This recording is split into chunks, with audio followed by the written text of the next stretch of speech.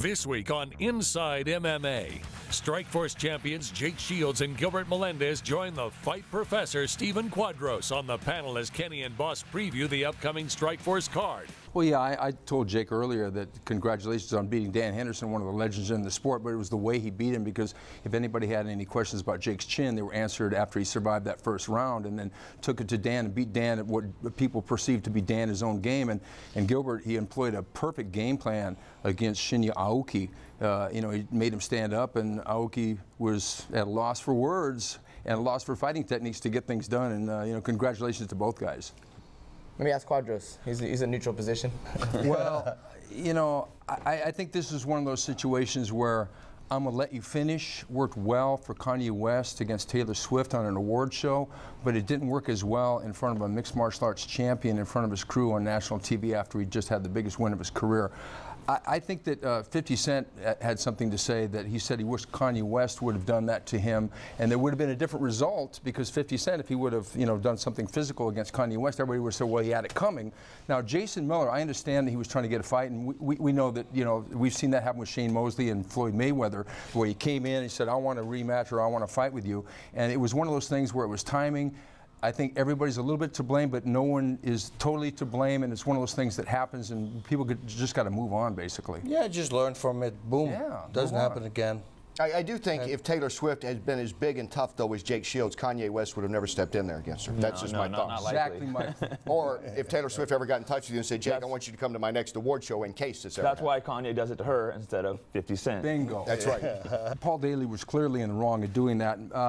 I think that the UFC has had other instances where the Phil Baroni fight comes to mind, where he punched the referee and he was suspended, but then he was brought back. I think that consistency is what they need. Making a statement in lieu of the Strikeforce thing may be what is happening here, to set an example rather than being consistent.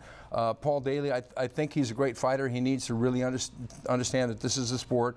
You can't be doing any gang banging outside of the fight itself, and you can't go out and throw a haymaker. I will say that I think that it's unfortunate, because I think Paul Daly needs to really think about what he's going to do, because we don't want to see him self-destruct. Welcome back Inside MMA. Kenny Rice, the legend that is, Boss Rutan, champions all over the place here today. Jake Shields, Strikeforce middleweight champ. Gilbert Melendez, Strikeforce lightweight champ. And the champ behind the mic, the fight professor, Stephen Quadros, all joining us right now. It's always interesting when you got champions to see what they're doing next, though, isn't it, Stephen? I mean, that's the name of the game, no matter what the sport is. You want to know what's the champ doing next. Yeah, well, I often wonder, with Gilbert, because Gilbert, you've had so many great things, but how did you hurt your hand?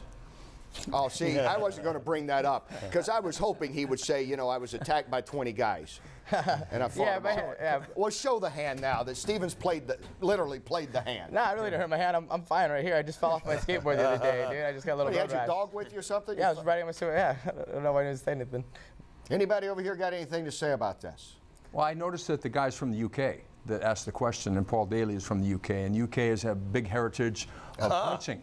Yep. And that's where the Marquess of Queensberry rules were founded, I believe. So I think that, that's one thing, he doesn't understand or maybe like wrestling, because so far, look what happened when Shogun got taken down. He got right back up. There's a technology to getting up off your back when somebody gets on top of you. I think that Kimbo, I understand the logic behind cutting him, but then on the same token, they're signing James Toney to fight, who never had an MMA fight. So what do they expect to happen there?